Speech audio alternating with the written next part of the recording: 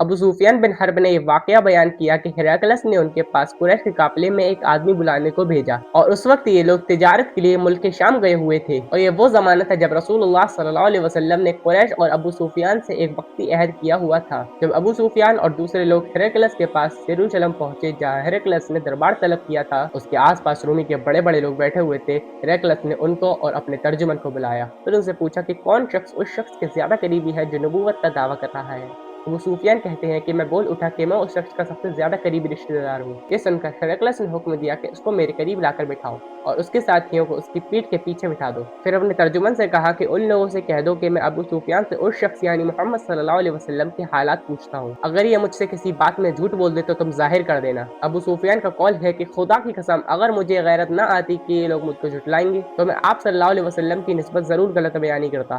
پہلا سوال جو ہرقلس نے مجھ سے پوچھا وہ یہ ہے کہ اس شخص کا خاندان تم لوگوں میں کیسا ہے؟ میں نے کہا وہ تو بڑے اونچے اعلیٰ نسب والا ہے۔ اس نے کہا اس سے پہلے بھی تم لوگوں میں کسی نے ایسی بات کہی تھی؟ میں نے کہا نہیں۔ اس نے کہا اچھا اس کے بڑوں میں کوئی بادشاہ ہوا ہے؟ میں نے کہا نہیں۔ پھر اس نے کہا بڑے لوگوں نے اس کی پیروی اختیار کی ہے یا کمزوروں نے؟ میں نے کہا نہیں، کمزوروں نے۔ پھر اس نے کہا اس کے تابعدار روز بڑھتے جاتے ہیں یا گھٹتے جاتے ہیں؟ میں نے کہا بڑھتے۔ اس نے کہا کیا کوئی شخص جو اس کے دین میں داخل ہوتا ہے وہ مایوس ہوتا ہے یا اس کے دین کو بعد میں چھوڑ دیتا ہے؟ میں نے کہا نہیں۔ اس نے کہا کیا دعوی نبوت سے پہلے کبھی اس نے جھوٹ بولا ہے؟ میں نے کہا نہیں۔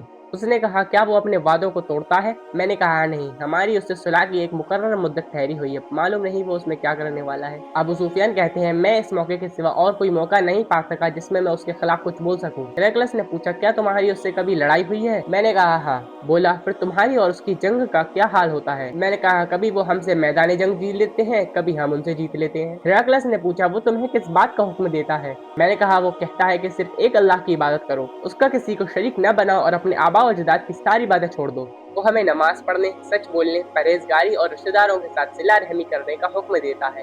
یہ سب سن کر پھر ہرقلس نے اپنے ترجمان سے کہا کہ ابو سفیان سے کہہ دو کہ میں نے تم سے اس کا نسب پوچھا تو تم نے کہا وہ ہم میں اعلیٰ نسب والا ہے اور پیغمبر اپنی قوم میں اعلیٰ نسب ہی بھیجے جایا کرتے ہیں۔ میں نے تم سے پوچھا کہ دعوی نبوت کی یہ بات تمہارے اندر اس سے پہلے کسی اور نے بھی کہی تھی تو تم نے جواب دیا کہ نہیں۔ تب میں نے اپنے دل میں کہا کہ اگر یہ بات اس سے پہلے کسی نے کہی ہوتی تو میں سمجھتا کہ اس شخص نے بھی اسی بات کی تقلید کی ہے جو پہلے کی جا چکی ہے۔ میں نے تم سے پوچھا کہ اس کے بڑوں میں کوئی بادشاہ بھی گزرا ہے تو تم نے کہا نہیں۔ تو میں نے دل میں کہا کہ ان کے بزرگوں میں کوئی بادشاہ ہوا ہوگا تو کہہ دوں گا کہ وہ شخص اپنے آباء و اجداد کی بادشاہت اور ان کا ملک دوبارہ حاصل کرنا چاہتا ہے۔ اور میں نے تم سے پوچھا کہ اس بات کے کہنے یعنی پیغمبری کا دعویٰ کرنے سے پہلے تم نے کبھی اس پر جھوٹ کا الزام لگایا ہے تو تم نے جواب دیا کہ نہیں۔ تو میں نے سمجھ لیا کہ جو شخص آدمیوں کے ساتھ جھوٹ سے بچے وہ اللہ کے بارے میں کیسے جھوٹی بات کہہ سکتا ہے۔ اور میں نے تم سے پوچھا کہ بڑے لوگ اس کے تابعدار ہوتے ہیں یا کمزور لوگ تو تم نے کہا کمزوروں نے اس کی اتباع کی ہے۔ تو دراصل یہی لوگ پیغمبروں کے متبعین ہوتے ہیں۔